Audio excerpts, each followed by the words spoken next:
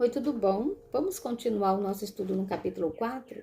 Para você que está chegando comigo nesse vídeo pela primeira vez, Deus abençoe você, sua casa, sua família, seus filhos, se você tiver filhos, seu trabalho, se você estiver trabalhando, e se não tiver, que Deus abra as portas.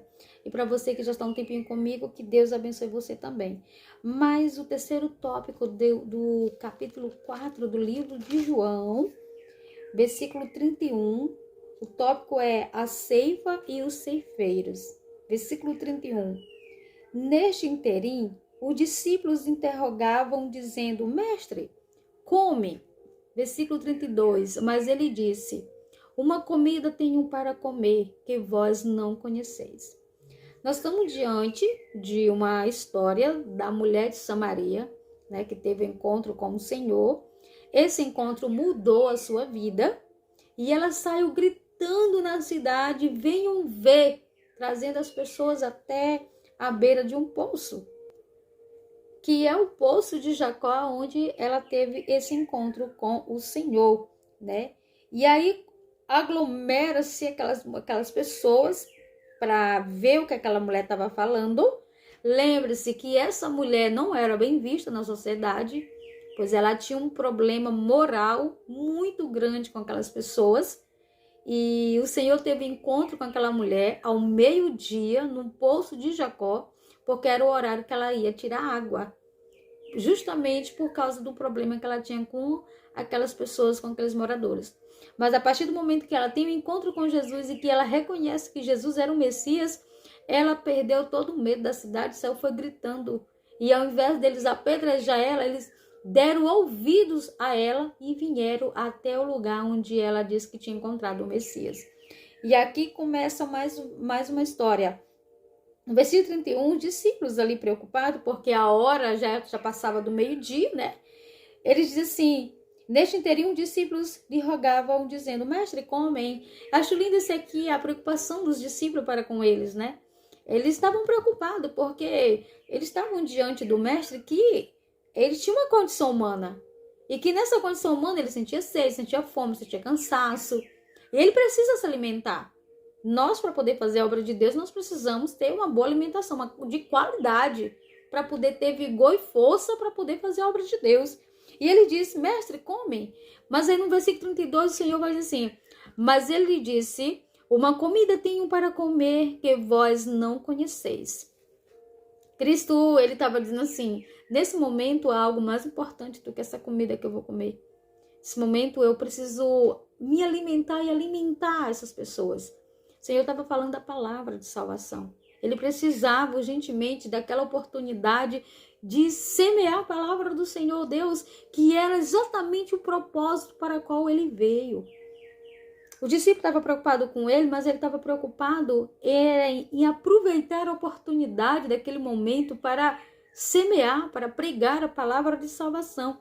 O versículo 32 vai dizer: dizia então o discípulo uns para com os outros: ter-lhe-á porventura alguém trazido o que comer?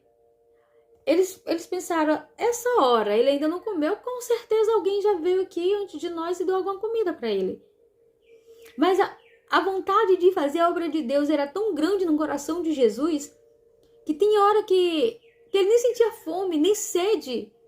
O cansaço, para ele nem se importava. Se ele estava com sono, se ele estava... Ele queria era saciar a vontade de falar dos céus. E tem momento que quando a gente está empolgado com uma coisa, quando está querendo muito algo, e quando a gente está realizando esse algo que a gente quer muito, o que menos importa é o cansaço físico, é a fome, é a sede. Claro que isso é importante, nós não podemos ser indiferentes ao nosso corpo físico. Mas nesse momento aqui, o mais importante para Jesus era falar para aquelas pessoas necessitadas de Deus a respeito do Senhor. Aí no versículo 35 vai dizer: não dizeis vós que ainda há 4 meses até a ceifa? Eu, porém, vos digo: erguei os olhos e vedes os campos, pois já branquejam para a ceifa. Olha o que Jesus explana. Para ele, já chegou o momento. O Senhor usa o que eles mais conhecem, que é o trabalho da terra, que é o trabalho do solo, para explanar algumas coisas que eles, da parte de Deus, da parte da palavra, que eles vão entender muito bem. Observa que as parábolas de Jesus eram muito ligadas à terra, ao solo, coisas que eles trabalhavam e que eles entendiam muito bem, para que eles pudessem explanar e eles terem conhecimento do que o objetivo daquilo que ele queria passar. Então, no versículo 35, ele vai dizer assim, não dizeis vós que ainda há 4 meses até a ceifa? Eu, porém, vos digo, erguei os olhos e vejo os campos, pois já branquejam para a ceifa.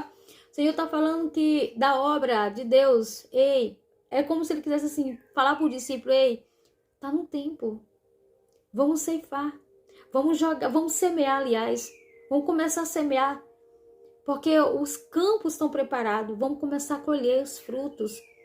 O Senhor olhou para os samaritanos e a sede ardente dele de saciarem pela palavra era tão grande que o Senhor, olha aí, eles estão prontos.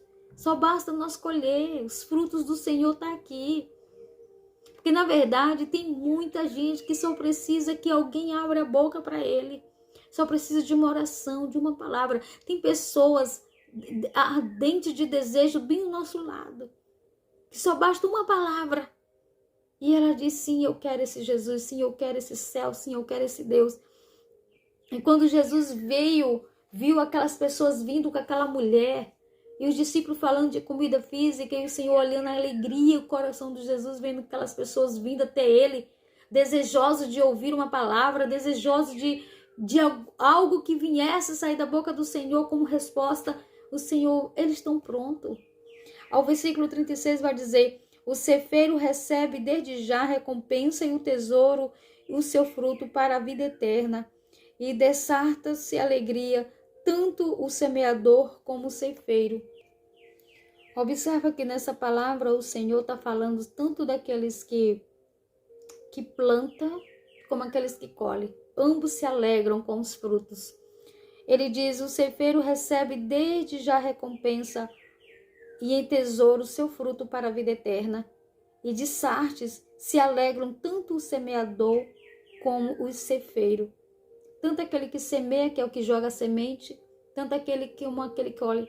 Porque muitas vezes nós ministramos a palavra para alguém e essa pessoa no momento ela não se converte ao cristianismo.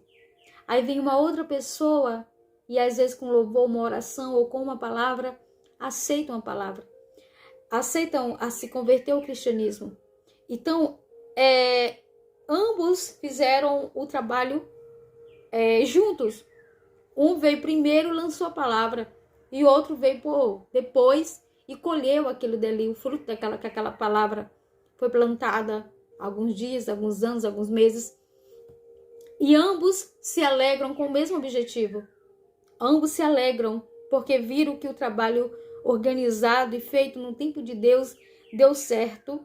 Aí diz assim, o versículo 17, pois num caso, o verdadeiro ditado, um é semeador e o outro é o ceifeiro. Versículo 38, eu vos enviei para ceifar o que não semeaste e outros trabalham e vós semeastes no seu trabalho. Então esses 2 versículos para encerrar, vai dizer que um semeia, um é o que lança a semente, né? Um é o semeador e o outro é o ceifeiro, que é o colhedor, né? Ambos trabalham junto e o Senhor ainda vai dizer assim, eu vos enviei para ceifar o que não semeaste e outros trabalharam e vós entraste no seu trabalho. Outros veio antes de nós, porque nós nunca seremos as primeiras pessoas a ministrar para a vida de alguém. Nós sempre seremos, sempre alguém vai dizer assim, a outra pessoa veio antes.